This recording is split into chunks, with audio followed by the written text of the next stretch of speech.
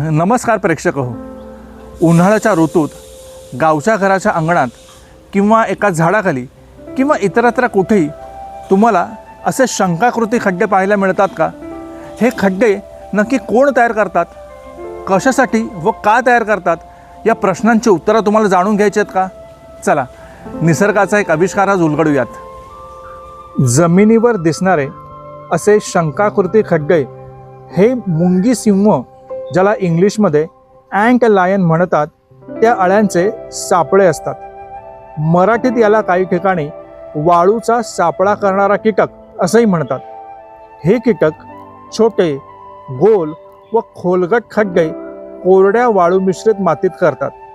प्रत्येक खड्ड्याच्या तळाशी ant lion ही अळी लपलेली असते. एखादी मुंगी किंवा एखादा छोटासा कीटक आत पडला की बाहेर निसटून पडणं कठीण आहे, असा हा सापळा असतो. आणि असे सापळे आपल्याला शक्यतो पाहायला मिळतात ते घराच्या बाजूला किंवा झाडाखाली, जिथे मुंग्या किंवा छोटे कीटक सहज प्रमाणामध्ये उपलब्ध असतात. ह्या अळीचं वैशिष्ट्य असं आहे की हिचं शरीर जाडसर तपकिरी रंगाचं असतं. पुढे मोठे व मजबूत असे जबडे असतात. ही अळी बहुतेक वेळा जमिनीतच लपून बसलेली असते. हिचा जीवनक्रम कसा असतो तर सर्वप्रथम अंड, त्यानंतर ह्यात खड्ड्यात लपलेली ही अळी मग कोश परिधान करते आणि त्यानंतर पंख फुटलेला कीटक, जो जवळपास ड्रॅगन फ्लायसारखा दिसतो. ह्या घटनेचे अनेक पर्यावरणीय देखील महत्त्व आहे. मुंग्या किंवा लहान कीटकांची संख्या मर्यादित ठेवणं, अन्न साखळीत महत्त्वाची भूमिका बजावणं, जैवविविधता राखणं इत्यादी अनेक कामं आहेत.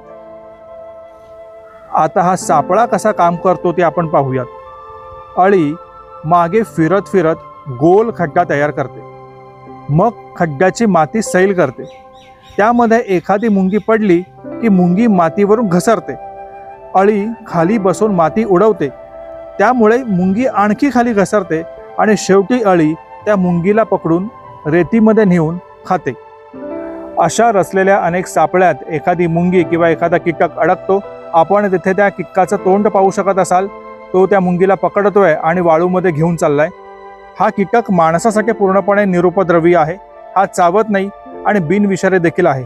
मात्र त्याने आता ह्या मुंगीला पकडलेला आहे आणि तो तिला पूर्णपणे मातीमध्ये घेऊन चाललाय. प्रेक्षक हो, जीवशास्त्रात ही नैसर्गिक शिकारी पद्धत खूप प्रसिद्ध आहे. ही पद्धत तुम्हाला कशी वाटली हे तुम्ही कमेंट बॉक्समध्ये अवश्य कळवा आणि हा व्हिडिओ जास्तीत जास्त लोकांपर्यंत शेअर करा. धन्यवाद.